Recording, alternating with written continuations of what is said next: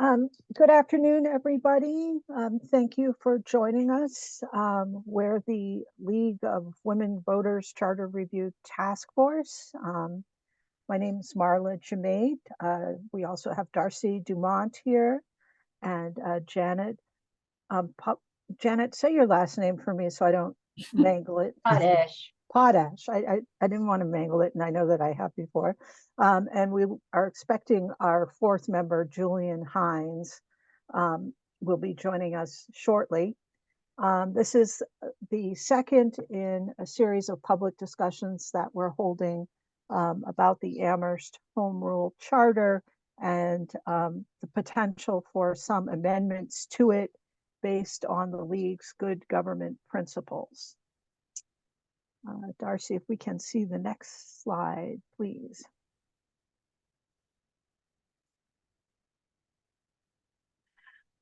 This is just some background about the task force. In 2022, at the LWVA's annual meeting, members voted to conduct a review of the Amherst Home Rule Charter in relation to the good government principles. The move was made in anticipation of the town required review in 2024. And that was when the LWVA task force was created. In 2022 and 2023, the task force conducted a resident survey, which was guided by the LWVA principles, and published the results. Those are available on the League's website. The task force survey concluded that many respondents are not fully satisfied with how Amherst government is functioning. It also found that among the 13 towns that used Amherst's form of government, which is city council and town manager, it is common to amend or change home rule charters by using an array of processes that are established under state law. This slide is about the charter's periodic review requirement, which is in fact embedded in the charter itself. It states the town council shall provide in every year ending in a 4 for review of the charter by a special committee to be established by the town council. And then that committee shall file a report within 1 year recommending any changes which it deems necessary.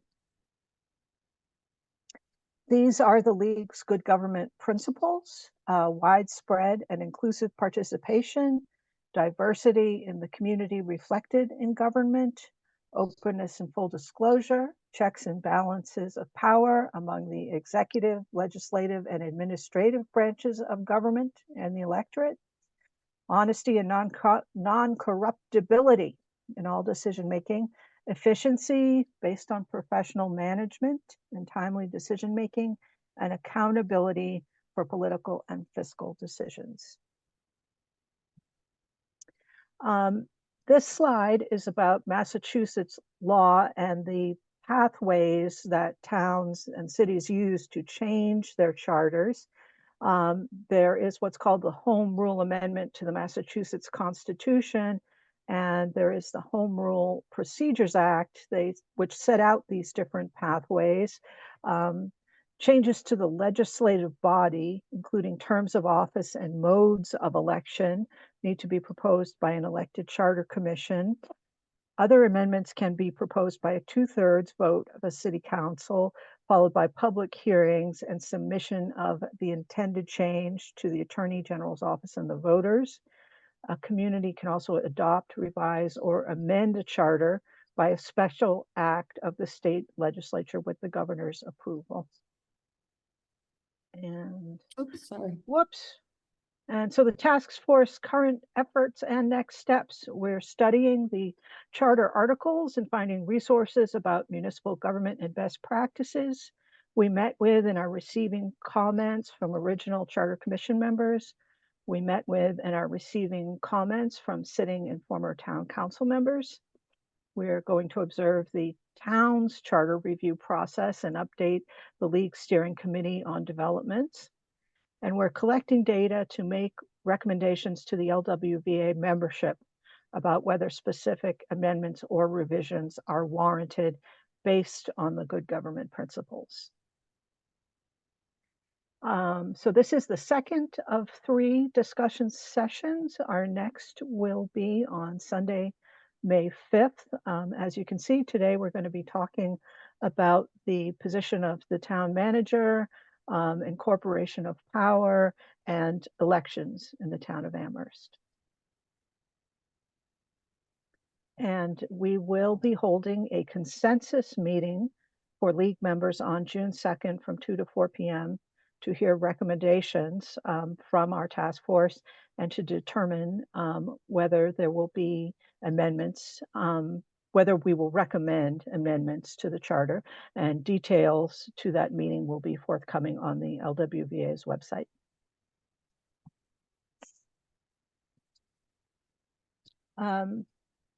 So Darcy, should I proceed with this slide or? I believe this is Janet. Okay, Janet. Okay, so the first question that we are considering in today's meeting is, should the powers and duties of the town manager be limited or delineated more clearly? Next slide.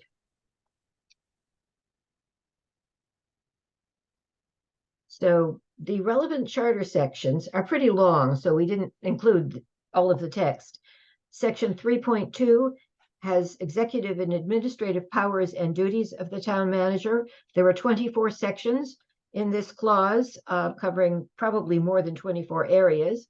Section 3.3 concerns the powers of appointment, and that covers 4 different areas. And section 3.4, powers of suspension and removal of, I think, town employees. So, rationale for a possible amendment. The league principles involved include checks and balances, accountability, and openness and full disclosure. So the town manager is an appointed rather than elected position under the charter, and the town managers who serve, it's only been one since the charter was adopted, are not directly accountable to the voters. Instead, any attempt by the public to influence the town manager's decisions or actions must take place through an elected intermediary body, the town council. In the absence of very clear delineation of the town manager's role, and despite the 24 areas, they are fairly broad, this form of government can lend itself to an accumulation of power by the manager's office, including the potential for greater influence over policies than the charter may have envisaged. So in practice, the town manager's significant influence is seen in several areas, including the budget process and powers of appointment. The manager has the power to set budget and budget policies and has initiated certain practices in the absence of explicit town council direction, which the town council will then agrees to by not objecting. The town manager's allocation of staff is not always aligned with the council goals as adopted. So among these examples, a per resident staffing policy, which sets staffing for the town at half of the state average, dissolution and perhaps deprioritization of waste reduction staff and the resident committee, delayed construction and maintenance practices, prioritization of grant applications according to the administrator and his staff's priorities, a committee and board appointment transparency, less resident participation on committees, and there have been some staff retention issues. So, best practices. In a 2004 analysis of when decision-making powers should be given to public directly, as opposed to accountable officials, or to non-accountable officials, Harvard University economics professor Eric Maskin and researcher Jean Tirole concluded that technical decisions, in particular, may be best allocated to appointed bureaucrats. But the most important decisions should be made by elected rather than non-accountable officials, and the discretion of non-accountable officials should be more limited than that of accountable ones. So those are guidelines. And we've come to the end of the first question, and we are actually way ahead of time. So Yes. fire away, and I will refuse to answer. So if any of our attendees would like to make comments on this area or have questions, although we don't have all the answers, this is the time to ask them. And Julian, you're keeping time, right? Yep, we're doing 15 minutes per section and I believe 3 minutes per attendee. Right, and we're 1 minute into this section, allotted time. so maybe 10 minutes instead of 15 minutes. If we have any comments. My hand is I raised. see an iPad that has raised Yeah, their that's hand me. with no screen. Hi, Julian. ahead. Clara. I was just trying to remember when we had our select board, did they then approve a position like police chief and fire chief?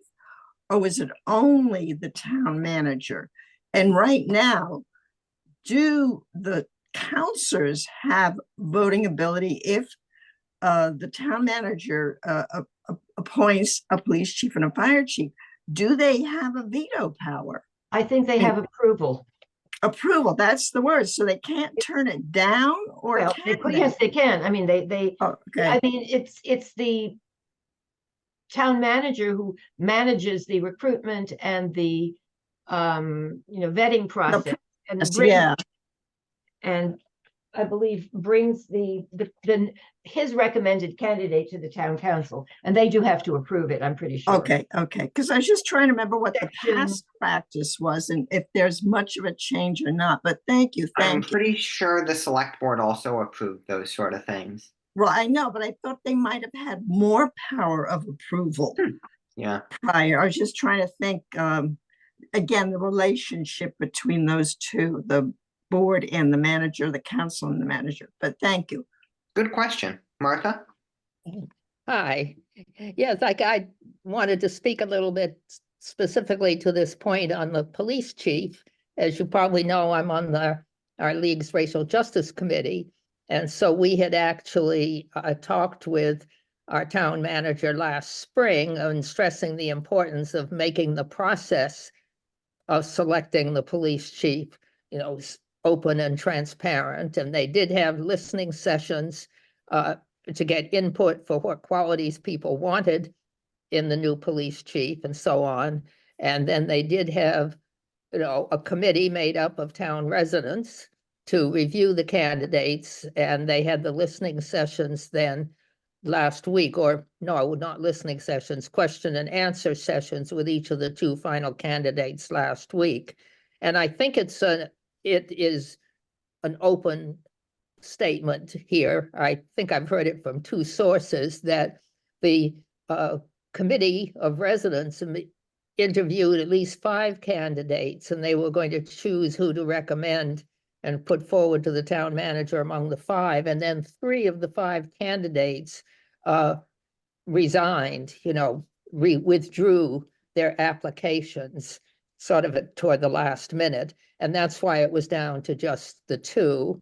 And they did have the open question and answer session and solicited comments. But now I talked with Angela Mills just a few days ago about the process from here. And of course, Paul Bockelman's been on leave for a couple of weeks, but when he comes back, then it won't be too long before he makes his decision among the 2 candidates that have been put forward. And then it goes to the town council for approval.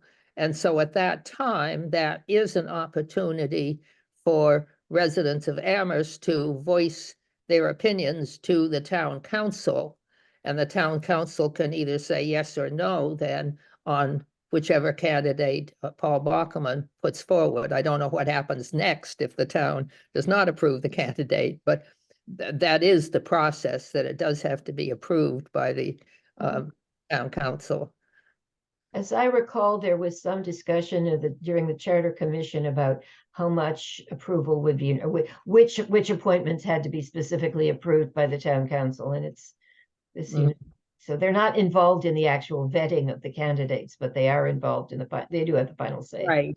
Right. And I know in some cases, for some appointments that the town manager makes, there isn't even a citizens committee that, that reviews the candidates, but for both the CREST director and for the new police chief, at least they did have, a committee made up of residents, of course, chosen by the town manager, but I think he at least tried to be relatively representative in these cases.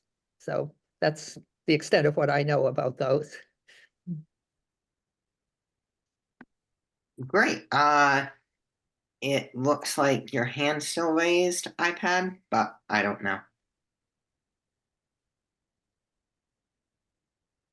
Nope. Okay. Other people have questions about this before I wrap it up? I could comment again here. I mean, I have seen, Are we, Darcy, is that good? excuse me. As long as we have, we have about 4 more minutes, I think, Yeah. right? So I'll restart your time. Yeah. Okay, yeah, I mean, I certainly have seen my experience over the past couple of years. I was on the solar bylaw working group. And I've certainly seen that how town employees use a lot of discretion in making decisions that are, really behind the scenes. And not very transparent. Partly it's because they're overworked and they have to set their own priorities, but it certainly is true that there is kind of a lack of transparency, I would say, and part of it is reaction, I think, to times when, everybody in Amherst has gotten up in arms about something or other, and so town employees tend to feel negative about, participation from the public because there have been occasional issues where it gets so very controversial. But I do certainly see that that's a problem. I don't have an obvious solution, but I can see that it's a problem. Maybe somebody else has some thoughts. Yeah, Josana, you have your hand up, so go right ahead. Hi, Josna here. I'm mostly just listening because I haven't yet reread the charter carefully, but I really appreciate your having listed or summarized the areas where the town manager has made decisions or taken on a strong role in the last few years. And I really do feel strongly that we should ask for or propose clearer delineations of the limits of his areas of power, because I did read recently that it was that there was some talk of his powers being extended and expanded, and so I feel that now would be the time to get more precise about the limits of them. That's all. Yeah, thank you. And my apologies for mispronouncing your name. Not at all. Next slide, I guess. Well, this is the end. I would say that we did originally express that question as to whether the power should be expanded, and then we decided we really didn't need to ask that.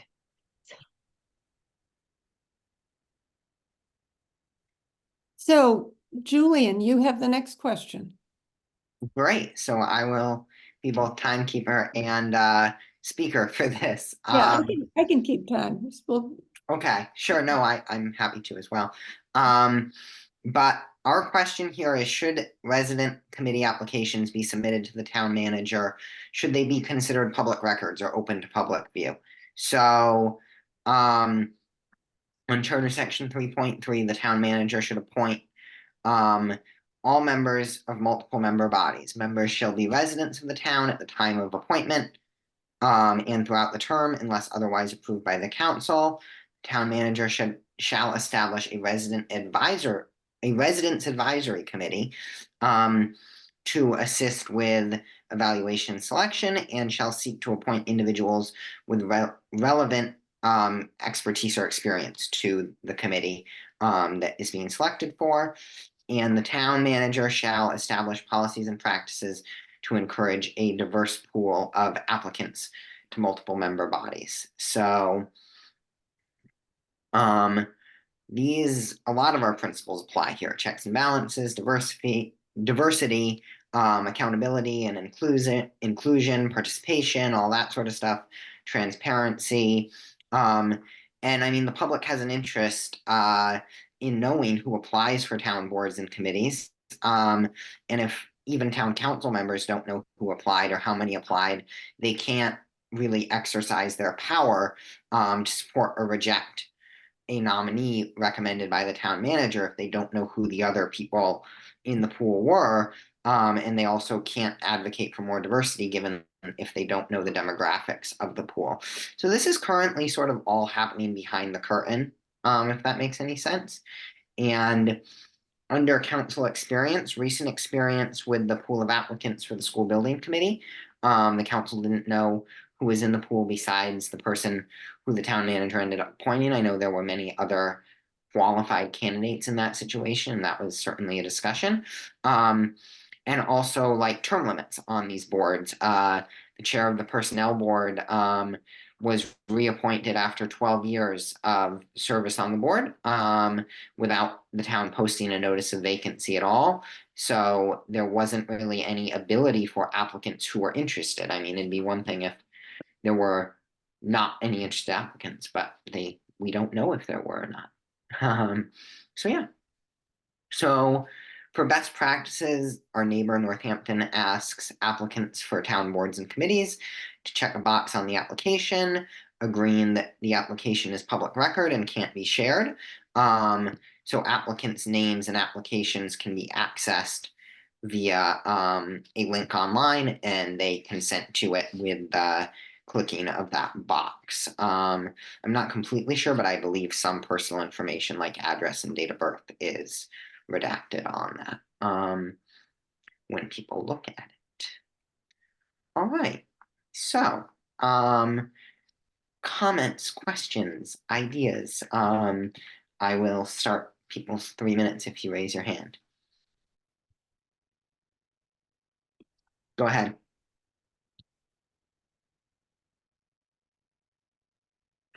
I fully support having the applicants known, and exactly for the reason you stated. How do you know if you have a diverse pool if you don't know who is in the pool? And that is very, very critical when we believe in diversity, equity, and inclusion. And the idea of Northampton having people know that the names will be public record is really incredible. And yes, we all read in the paper about the school committee situation, and one, I think it was the zoning board last year. I mean, these are just terrible things that have been, I'm not going to comment on that. Anyway, thank you, but I do support that, and I will unraise my hand.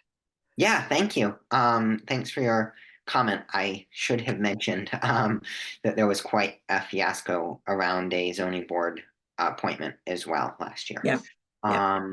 Next in line. Martha?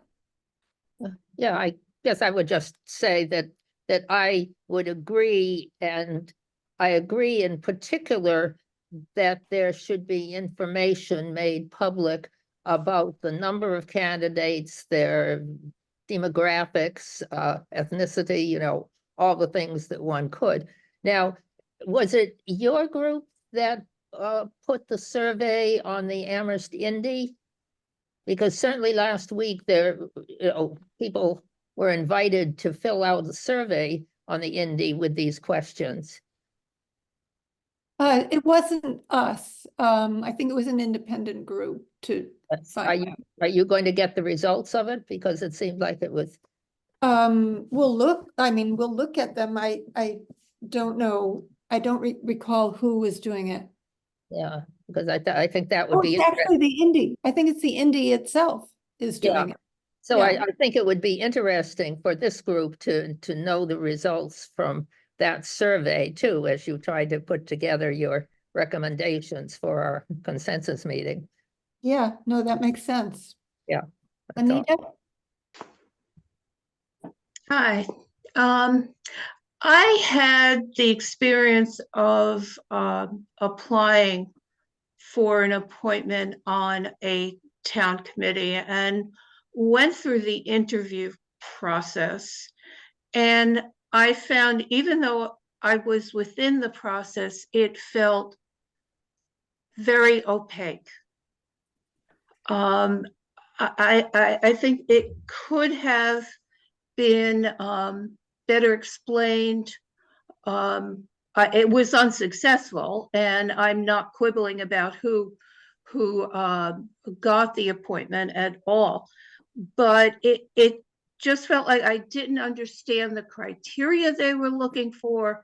It was a 4-person, 4 people were involved in the interview process, those who interviewed me.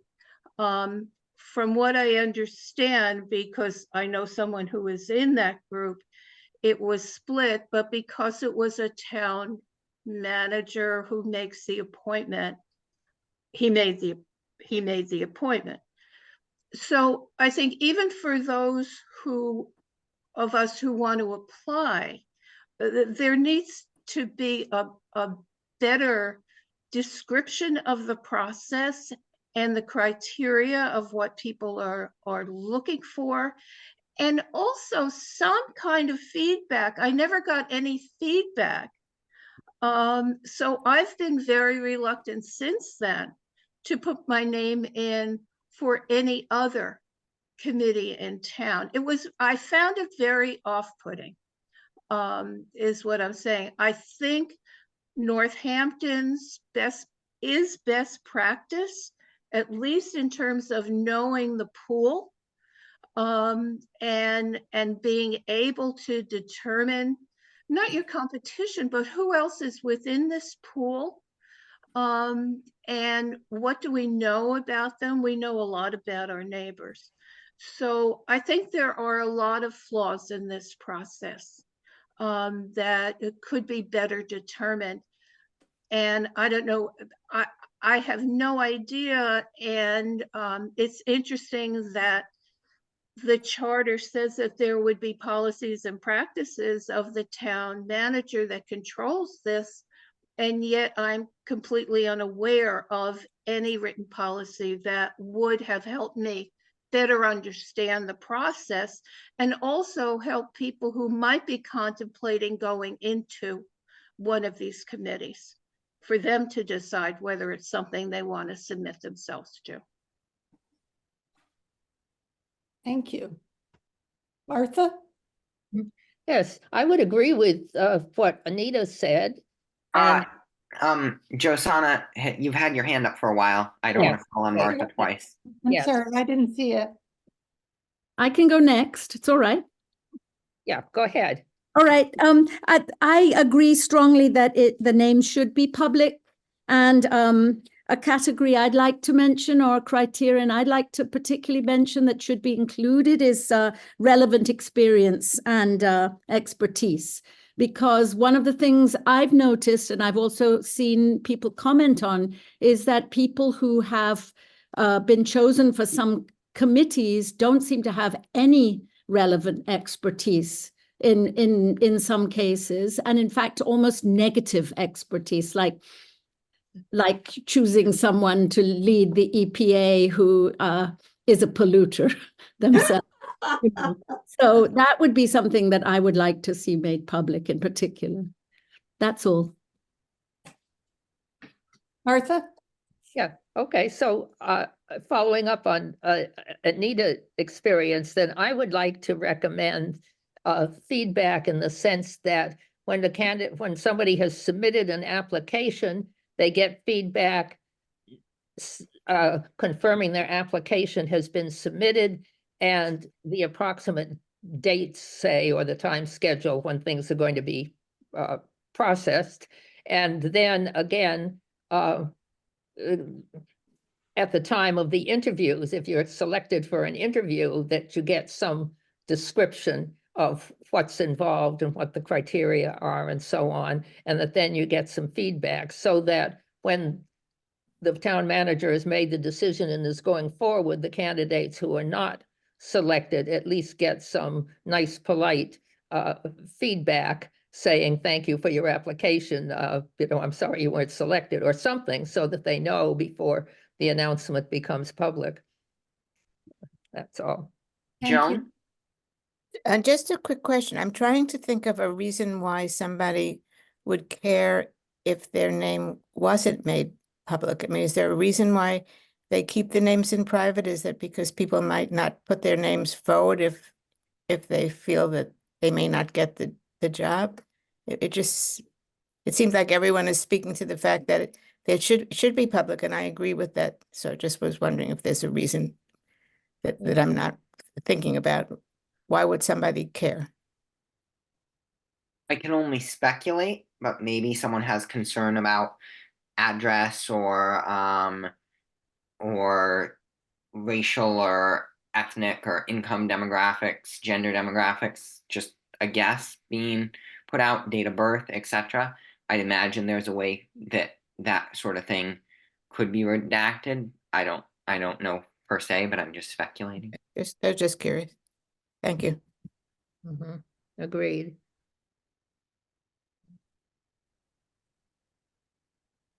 So are we ready to move on to the next question? Yep. All right.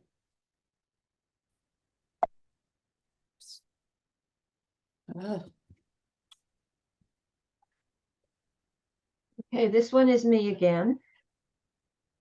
So this question is, should the length of the town manager's contract be the same as the length of a council session?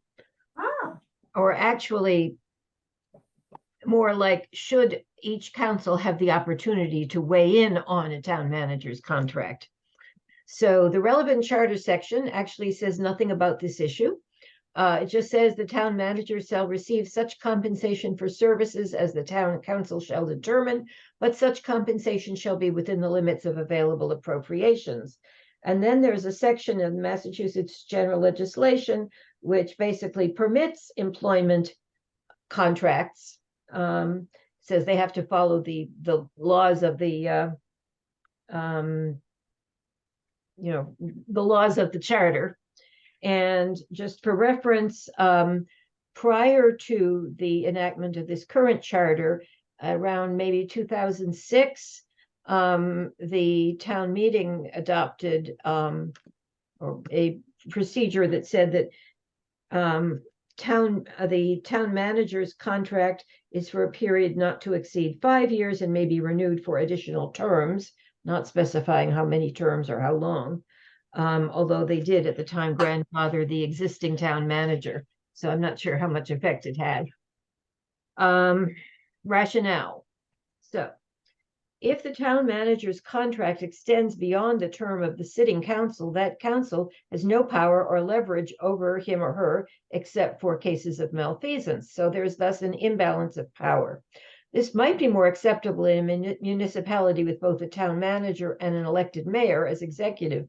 But when there's only a manager, this power as sole unelected executive is balanced only against the elected council, which is the legislative body. So, some background. This current town manager actually antedates the charter. He was brought in three years before the charter was put into place, and his first contract under the new council was an extension of the previous council, which was a contract which was about to expire right after the council came in for another 2 years. And then before the 2 years was up, in an executive session, the president of the town council proposed extending the contract for a further 2 years, which at that point added 2 years on to a contract that had 2 years to go. And at the time, two councilors expressed some concern about extending the term of the contract beyond the term of the council and tying the hands of the next council. But they voted to adopt the contract anyway. And most recently, last December, the council approved a further extension of the town manager's contract through August of 2027, which probably means past the next council, or almost. When are the next town elections? Next year. No, this year. No, next year. We don't vote. You don't vote. That's a whole other question. I think it's next year. So yeah, so it's pretty much the entire span of the next council. Okay. So as we have said before, with a council manager form of government, there are fewer checks and balances between the legislative and executive branch. The power of the council over the unelected manager's contract is an example of a potential power of the legislator. And without it, the council has little leverage over the manager's actions. One possibility is if the contract was designed to terminate at the midpoint of each 2-year legislative session, the power would be more balanced and the yearly manager evaluations would be much more meaningful. And in addition, this would give each incoming council 1 year to find its feet and to figure out what they thought of the manager, and another year to make some changes. However, the question of how you'd actually make that happen, given the structure of when the terms currently expire, that might take a little bit of implementation to make it all come out the right way. But that's it on that question. Joan? Just a quick, does this problem go away if we had staggered terms, which we had with the select board? It's something that's, I don't want to muddy this issue, but it seems to me like that's a piece of the problem here. You're saying, you're asking staggered terms of. Of the council. Well, it depends on how long the terms are for. Right. Now, if Right. this current, Yeah. I mean, just got his contract extended for 4 years. So I don't know. I mean, that's the thing. I understand why they do not have it anymore, but I feel like there's a detriment to everybody coming in, no institutional knowledge being retained potentially. That is a separate question altogether, but staggered terms is, something that is maybe beneficial for continuity in the council and for, not getting Well, once, but we don't have that. Right. So right now, the problem is that we want the town manager to be, we want the council to have some jurisdiction over any town manager. Mm-hmm. And so, like, if there was justice right before the end of your presidency. Right. So I just thought that if the town council was always changing, that would not be as much of an issue, but that's just I don't want to belabor this and take time away from the question. That's just what was bothering me. It might be less. Do we even have staggered terms as one of our questions for later? We do not. We do not. And I think it's probably precluded by the rules. Well, the argument against staggered terms, I understand, is that elections are expensive and we couldn't afford it. I do know that. Yeah. Okay. Yes, it was cheaper to run elections for select board. Other comments about the town manager, the length of his contract? Yes. Us? Yes, I agree that the town council should have the opportunity to weigh in on the manager's contract. I don't remember that if there's an annual evaluation of the manager, wouldn't it make sense to consider and vote to extend the manager's contract after an evaluation of, if it's every alternate year? It seems that they've been extended every 2 years. So if that could be, more clearly designated that, after every 2 evaluations, there would be a session, there would be after the second every alternate evaluation, the council would weigh in on whether or not to extend the manager's contract. Right. The question being, of course, which evaluation you would do it after. It's an annual evaluation. Yeah. So I guess it would have to start at some point, and then it would be 2 years from then. But the other thing is that is it normal for the extensions to happen during executive sessions? And was there warning or notice given of them? Did these extensions, that the last two that were voted, that were given to the contract, were they given following an evaluation? And were there was notice given that this would be discussed and this would be voted on in advance so the public knew? I could answer that. I could only answer it from the perspective of when I was a counselor, but yes, they are the contract discussion and extension is done in conjunction with the evaluation or after it. The one time that I was involved, there was no prior notice that the issue of contract extension was going to come up in the executive session. So it's actually kind of difficult because the town manager is there in the executive session and leaves for the vote, but it's still a very tricky issue, you know, especially when it comes without notice. So it's difficult to vote against a contract extension. So just saying.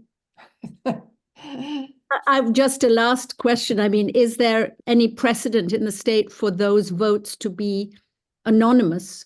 I suppose it's against, I mean, I know that I worked for the state at a university, and when we evaluated our department head, and when we voted on our department head, we did it anonymously after having an open discussion, so that, you know, vulnerable people would not be targeted later. And I don't know. Anyway, that's a different issue. But I do support this.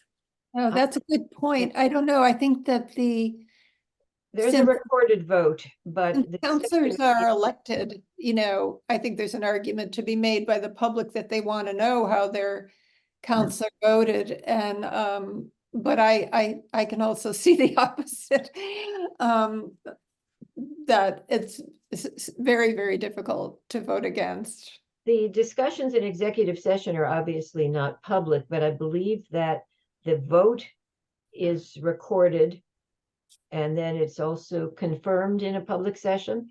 They publish executive session minutes, yes. Yeah, eventually. Yeah. It can be multiple months later, though.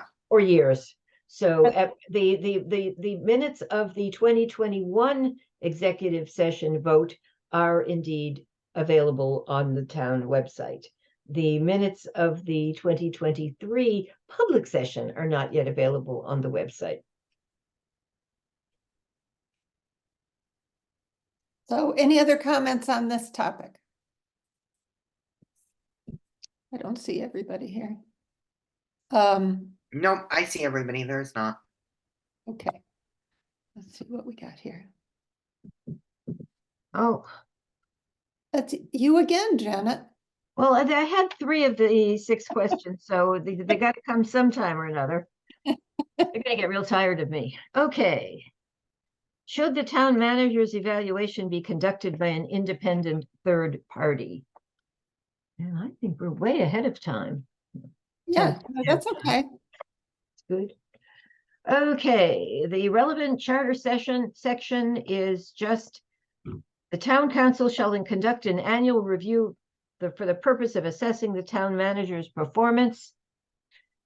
And I can say that at one stage in the charter discussions, it was a little bit more specific about what had to be involved in this evaluation, but it never said anything about, you know, an independent evaluator. Oh, and the league principles: participation, openness, honesty, and non-corruptibility, and accountability. So an independent third party would not be constrained by the need to maintain a close working relationship with the town manager and might be able to offer more objective analysis of the manager's performance. So the council evaluates the manager yearly. I believe that's in the charter. It's an annual review. The process includes individual counselor evaluations, staff evaluations, and public evaluations, which are open-ended questions. The council president drafts the compilation menu and a composite evaluation and cover letter. And during the most recent town manager evaluation, which apparently you knew if you were there or if you watched the video, but the minutes are not out, the council president received some criticism because the draft evaluation did not fully reflect the diversity of views and the range of comments among the town councilors. The final evaluation was amended to include contrasting perspectives from some council members. So, best practices. There is an article which is linked here, and it's from organization that has some expertise in these issues. An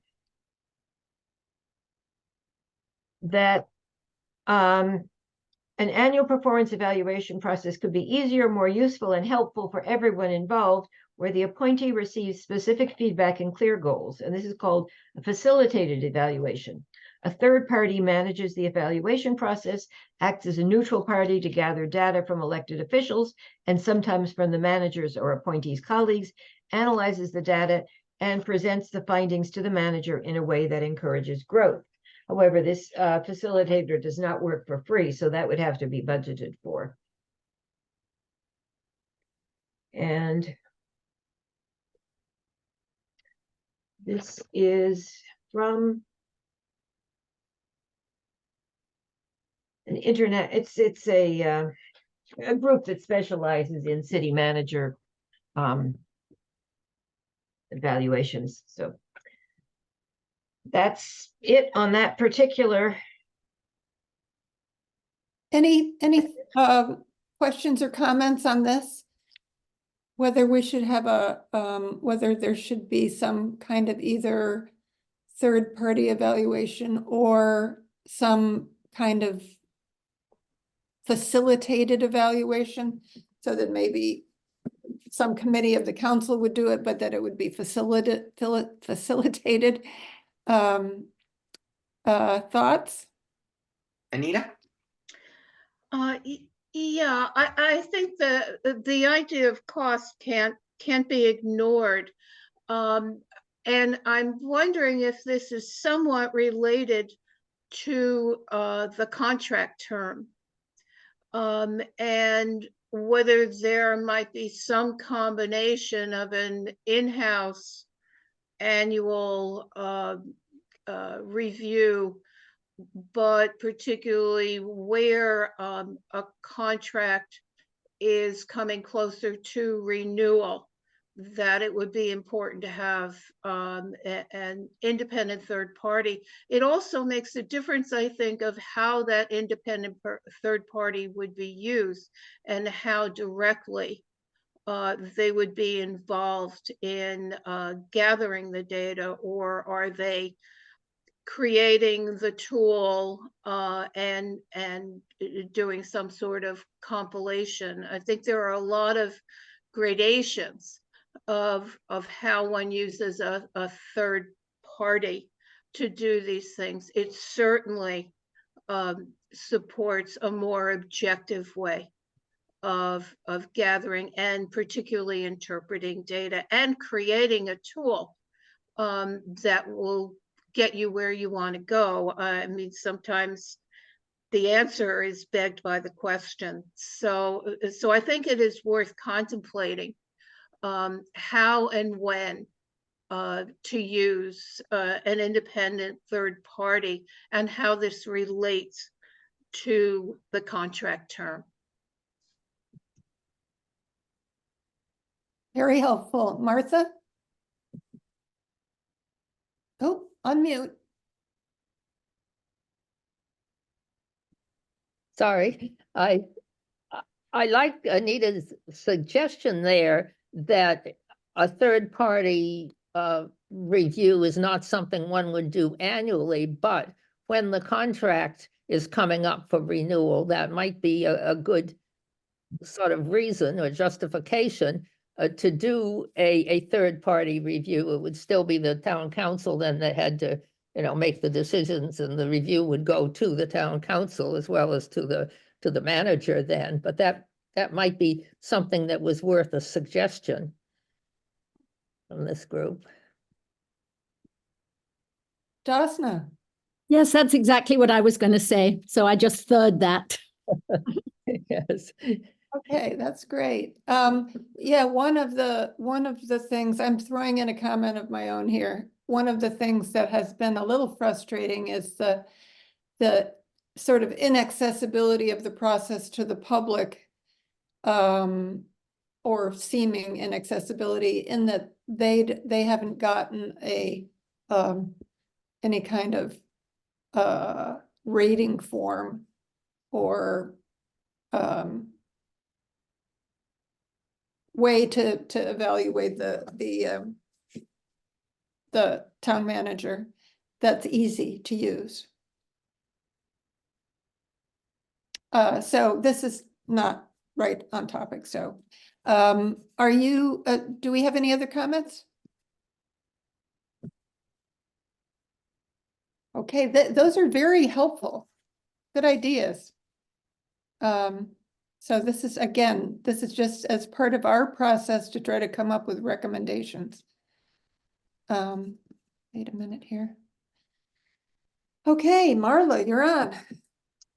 Okay, so question 5. Should the charter include an elected executive? And Darcy, if you can please show the next slide. The relevant charter section is 1.3, division of powers, which states that all legislative powers of the town shall be exercised by town council. The administration of all town fiscal, prudential, and municipal affairs shall be vested in the executive branch headed by the town manager. The rationale for possible amendment, it's connected to the league principles of checks and balances, accountability, and public participation. The Amherst Charter Commission, several years ago, they weighed both the council mayor and the council manager options as forms of government for Amherst. And they initially advocated for the council mayor form. In an essay written at that time, Mandy Jo Henneke, who was a commissioner, wrote that unlike a mayor, a manager is not accountable to the voters. The manager reports to the council, not the voters. The voters cannot vote him out and can only affect change by voting out councilors who may or may not seek to terminate or not review a manager's contract. There are 351 municipalities in Massachusetts. They include 50 cities or municipalities with small legislative bodies, such as a council or select board, plus a chief executive who's either elected a mayor or appointed a town manager. There are 12 with appointed managers besides Amherst. I should say besides and not including. All right, the next one.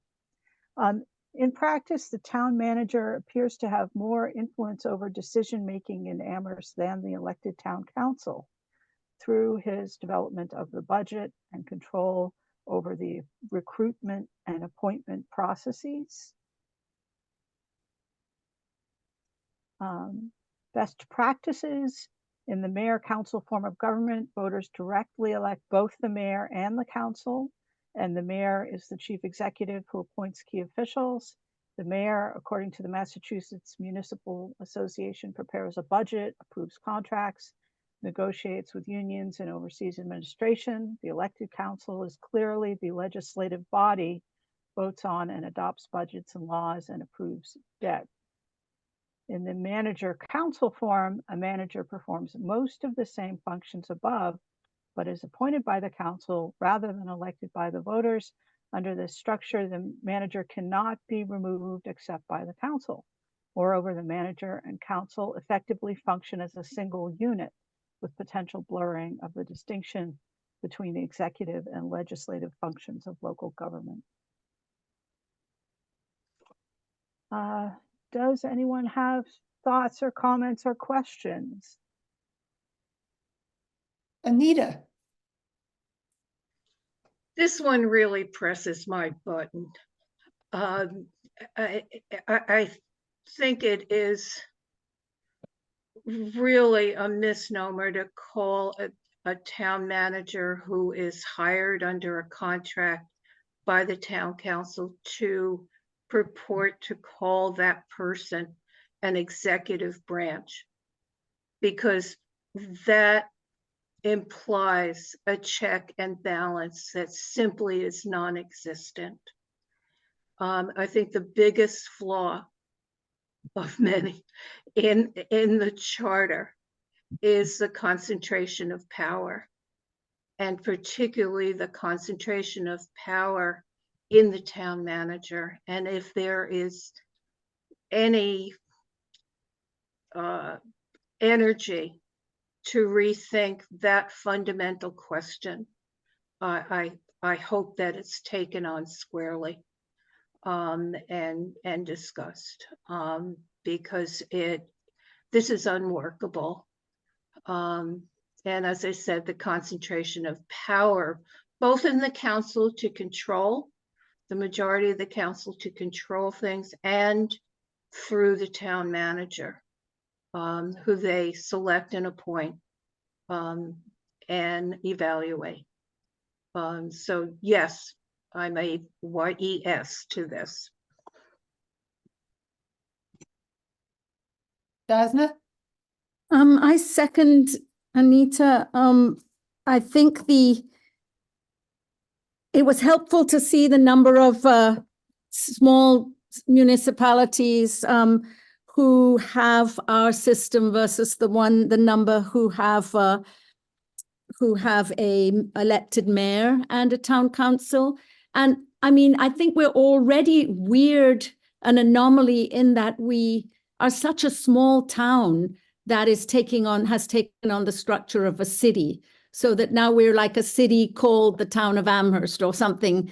And I wonder whether the committee could, whether there's an argument to be made that this is particularly problematic, this structure, given that we're such a small town.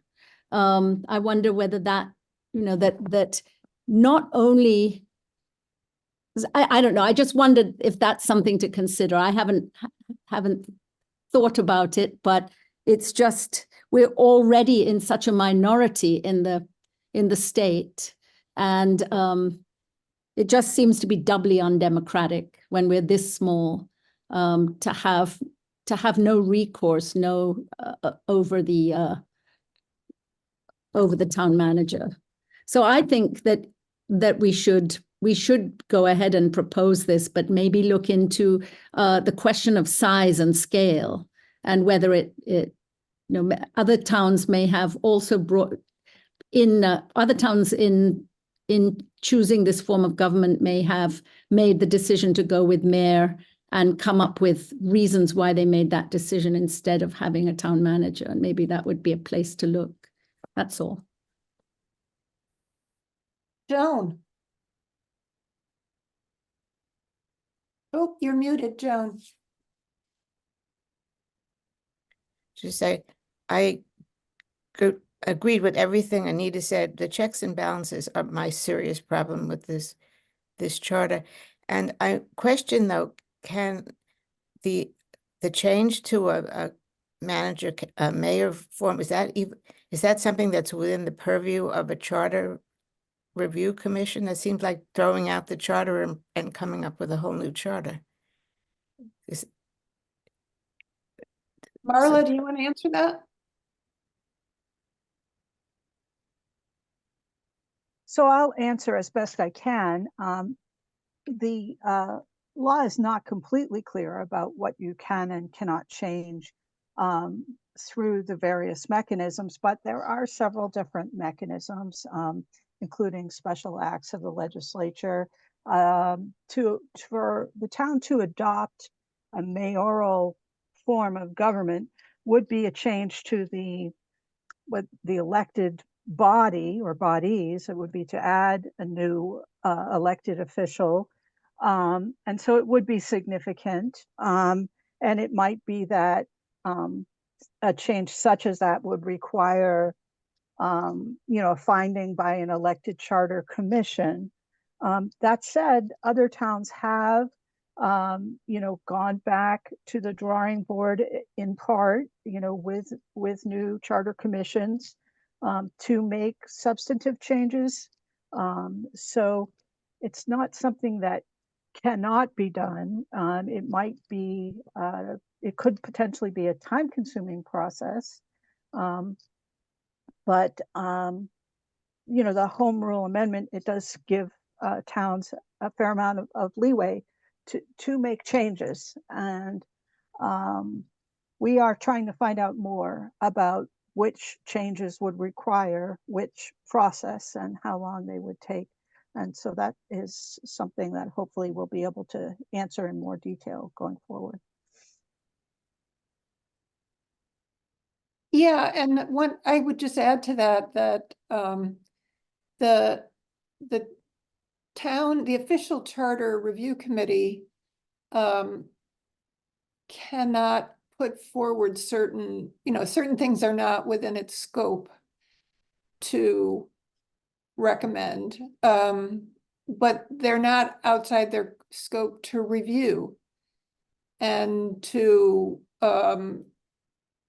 make plans to do something further that's needed. As Marla suggested, it would require either a new charter commission or an act of the legislature. Those are the two paths.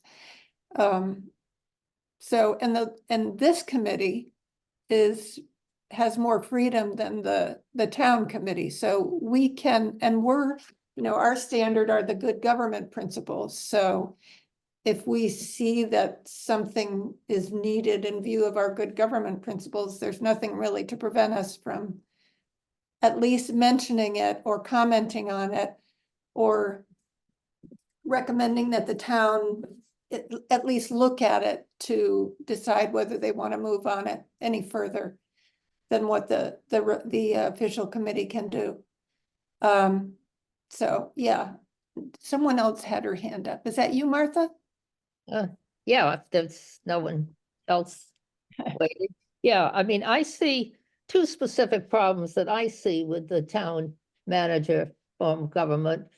And one is that his control over the budget.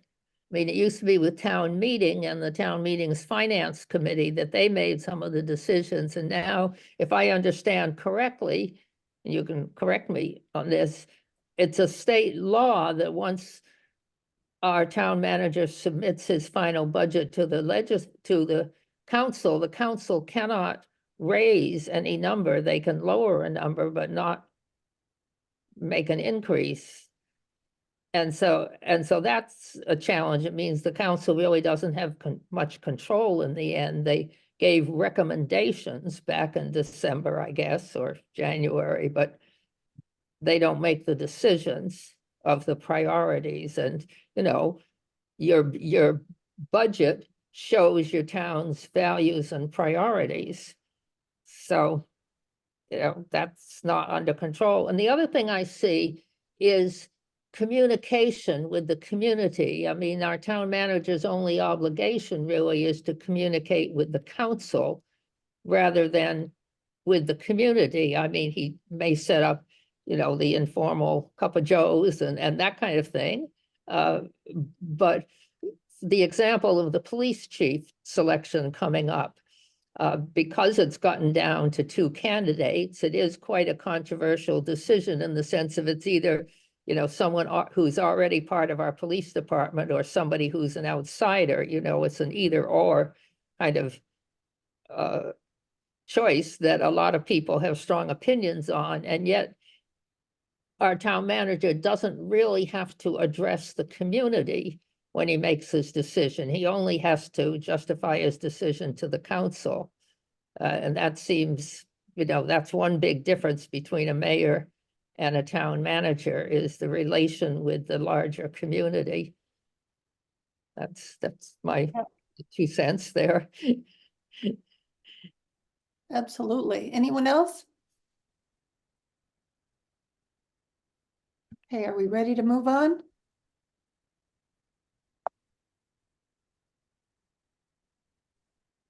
Okay, this is mine.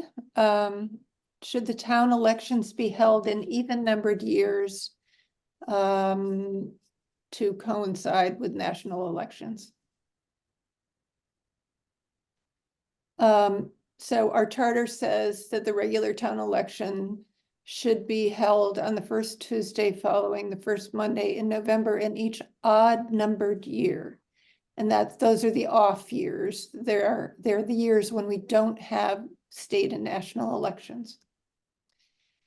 So a rationale for possibly amending this is that the League of Women Voters position is to increase public participation and voter turnout, and voting on in even-numbered years is shown to double participation.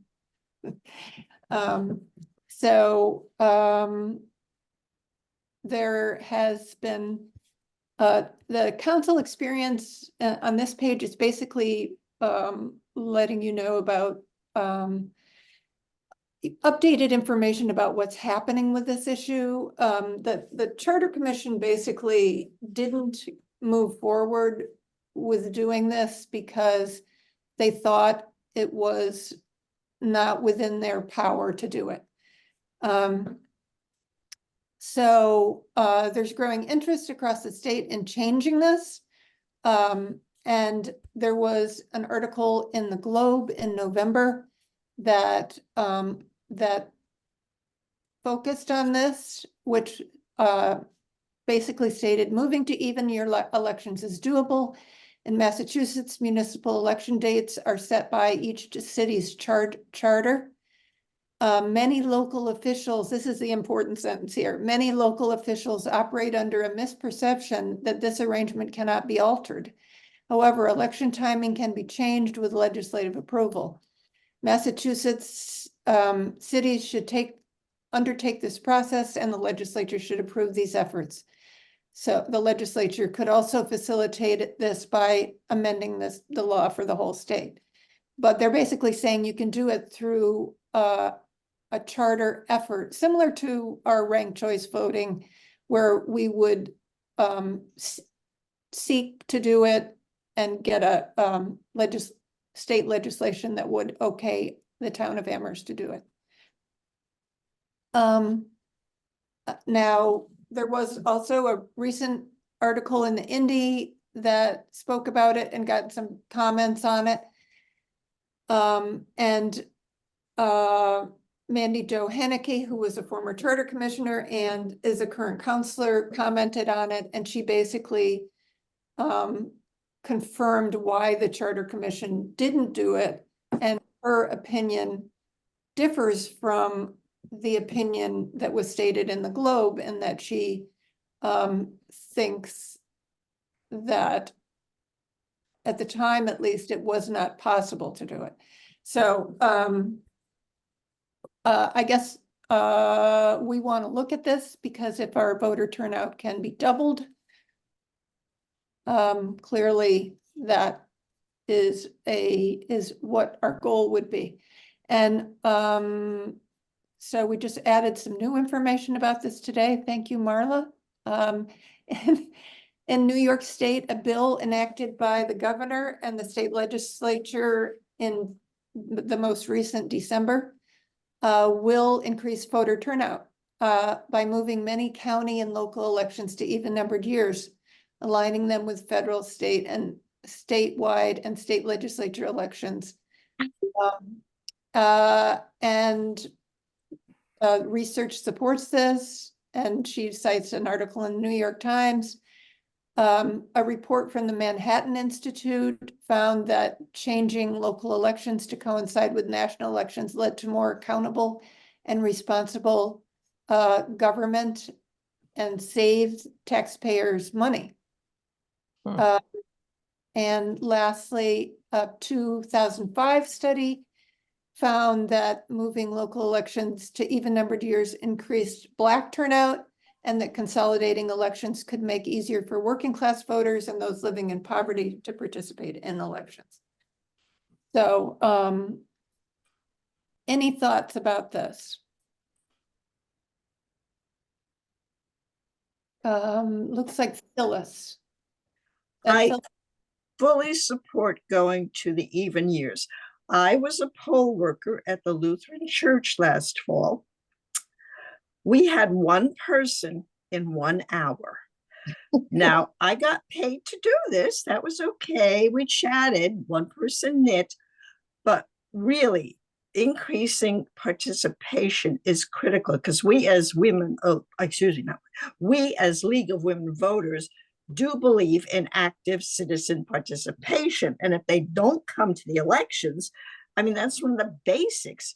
Vote is our name. So yes, even. Thank you. Thank you, Phyllis. Martha.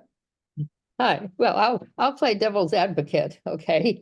I'll say, if we have our council elections in the even years along with national elections, yes, there's bigger turnout, but does that really mean that more people are paying attention to the local candidates?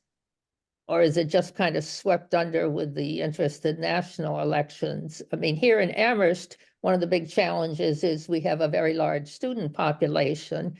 And if they vote, they're more likely to be voting because of, national or maybe state elections, but certainly not necessarily local elections. So the one advantage I can see, even if there's a smaller turnout in the odd years, is that the people who come out to vote are the ones who have really learned about the local issues and the local candidates. So I just toss that out to think about. Okay, Jasna. Yes, well, I feel strongly that if at all it's possible, legislatively, I mean that if it truly is now possible, we should propose it. We should recommend going to even years. And I too was trying to think of a reason why it might be a problem. The only thing I could think of is that it gives us townspeople maybe less energy and time on our hands to campaign. And given that there are these funded PACs who are campaigning to put councillors in, there's a disadvantage already for ordinary people to campaign for independent candidates in council. So that would be my only worry, that it would take away, people will be working for their national candidate, and but I think that the numbers outweigh. I think that by and large, it's if we can at all do it, even years would be much better. Anita.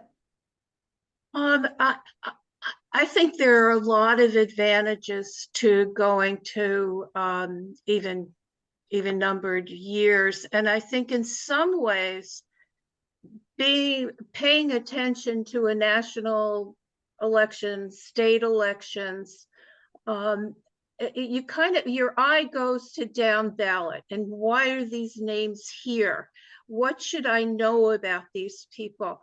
I think it's more of an opportunity for education and outreach and understanding of how does municipal government fit with my sense of the state government. There are links here that we tend to ignore because we've siloed them over into odd years. And I think I really appreciate the increase in participation.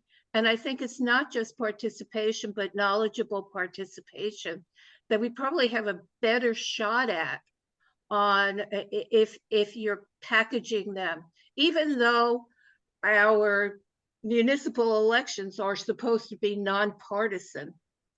And it complicates, your thinking on things sometimes, but I see more advantages than disadvantages. And I do hope this happens and that people work on it and find the legal path, use the legal paths that are available. Thank you. Other comments? And I think we're at the end of our questions. We have, I hope you can come to the third discussion also, because this is great feedback. And if you think of other comments, you can send them to, this is Julian's email. And he's collecting them, and we're going to add them to our list of comments that we'll look at when we're, formulating our recommendations. So, and if you have any other just general comments, that would be great. We really, really appreciate your coming, and I'm glad it was a rainy afternoon, so you didn't miss a sunny one. Thank you so much for all this work. It's really appreciated. Take care. Bye-bye, everybody. Thank you all for your insights. And We really appreciate it. Marla, don't Thank forget to turn off the recording. I will do that right now. Okay. Thank you so much for your time and effort. Much appreciated.